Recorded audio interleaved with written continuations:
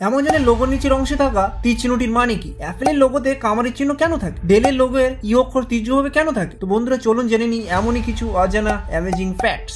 Number 1, Baskin Robbins. Baskin Robbins তার আইসক্রিমের জন্য পরিচিত, কিন্তু আপনি কি জানেন যে লোগোতে একটি লুকোনো বার্তা রয়েছে? ভালো করে দেখুন এবং আপনি লোগোতে 31টি নম্বর দেখতে পাবেন, যেমনটি 1953 সালে কোম্পানিটি অফার করা শুরু করেছিল স্বাদের সংখ্যা। কেন 31টি সাল? এটি মাসের প্রতিটি দিনের জন্য একটি, তাই আপনি প্রতিদিন নতুন কিছু চেষ্টা করতে পারেন। কোম্পানিটি সম্প্রতি একটি নতুন লোগো উন্মোচন করেছে 2006 সালে, কিন্তু চিন্তা করবেন না, আপনি এখনো এটিতে 31টি খুঁজে পেতে পারেন। Number 2, Amazon. অ্যামাজন অনেক অনলাইন ক্রেতাদের জীবনে একটি প্রধান জিনিস, কিন্তু আপনি কি কখনো ভেবে দেখেছেন যে লোগোর নিচের অংশে থাকা ছোট্ট তীরটির অর্থ কি? এটি শুধুমাত্র একটি ডিজাইন নয়, তীরটি অ্যামাজনে বিক্রি হওয়া বিভিন্ন ধরনের জিনিস এ থেকে জেড পর্যন্তকে সম্প্রচার করে। নাম্বার 3, টস্টয়েস। এখানে আয়ের উপর বিন্দুটি লোগোটিকে একটি পপ কালার দেওয়ার জন্য ব্যবহার করা হয়েছিল, তবে এটি আসলে একটি হিডেন এবং ক্রিয়েটিভ মেসেজের অংশ। লাল বিন্দু আসলে সসের একটি বাটি, আর দুটি টি হলো মানুষ, এবং তাদের মধ্যে হলুদ ত্রিভুজটি একটি চিপস।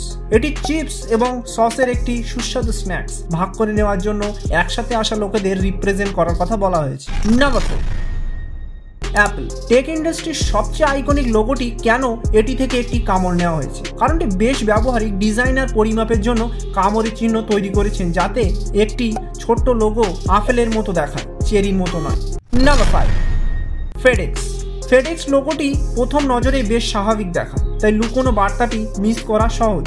এখানে ই এবং এক্স এর মধ্যবর্তী স্থানটি দেখুন, এটি একটি তীর চিহ্ন সামনের দিকে নির্দেশ করে, সম্ভবত দ্রুত এবং সঠিক ডেলিভারির পরামর্শ দিবে।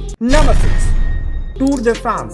এই লোগোতে হলুদ বৃত্ত কি সূর্যের প্রতিনিধিত্ব করে? না, এটি আসলে একটি সাইকেলের চাকা। ট্যুরের আর হলো একজন ব্যক্তি এবং ট্যুরের ও হলো পিছনের সাইকেলের চাকা। Number 7, del.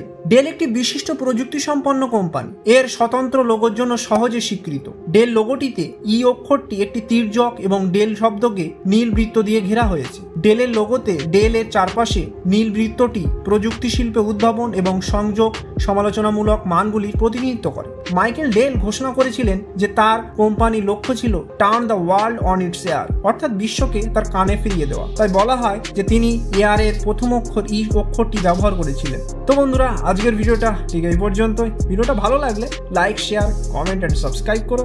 দেখা হচ্ছে পরের ভিডিও।